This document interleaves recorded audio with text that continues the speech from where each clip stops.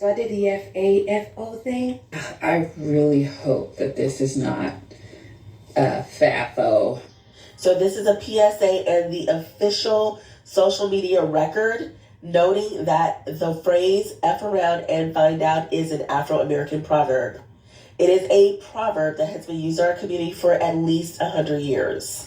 So now that everybody outside of our community is starting to use this word, or this phrase rather, I want it to be noted for the official record that it is an Afro-American proverb.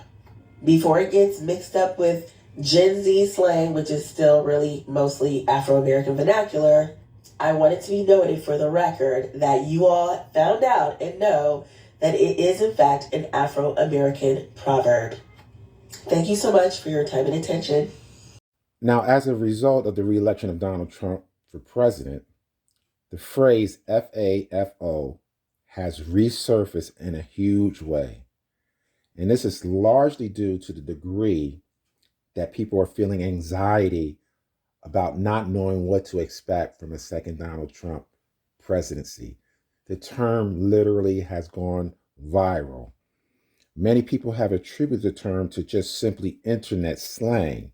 However, like most slang in American English, that term's root is in AAVE. So much of Black American culture is just simply absorbed in the mainstream of American culture, so many people just are not aware that this is part of Black American English. Many are often surprised to discover that is in fact that Black Americans have created most of the slang terms in American English. So let's look at two articles or portions of two articles that speaks to FAFO's origins. This is from blendspace.com. Phrase origins. This is relatively a new phrase dating back to the early 2000s.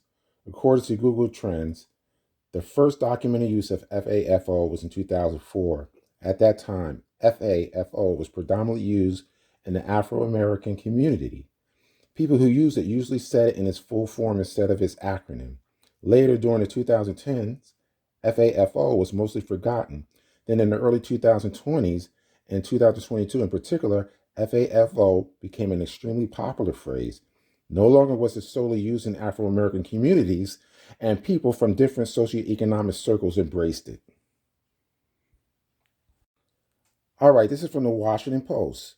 I'm going to start the second line down where it says, Jesse Sheet Lauer, a lexicographer and editor of the book, The F Word, told me he has traced the phrase as far back as 2007, originating in African-American slang, but that he only really became aware of it a couple of years ago.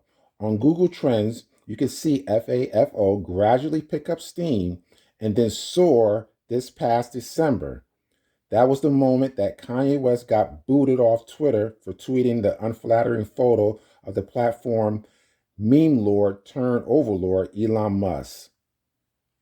People of African descent have been moving from the beginning of time and interacting and transforming.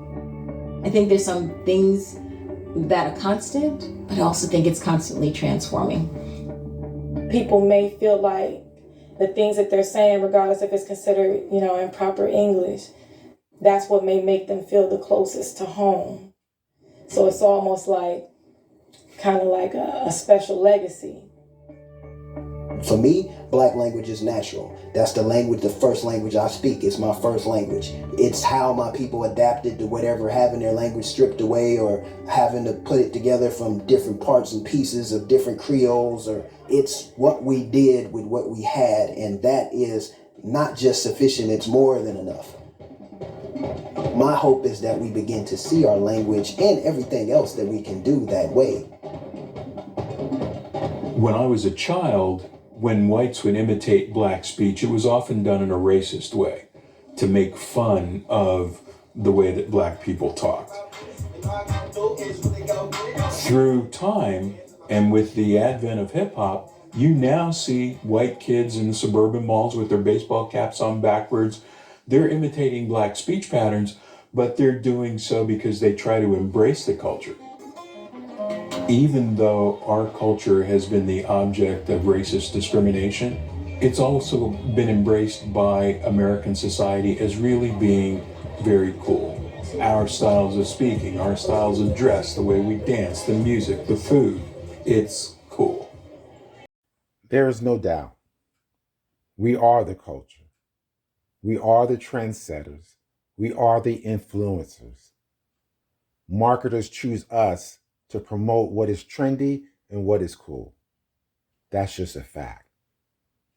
If you haven't already, subscribe. I would love to have you.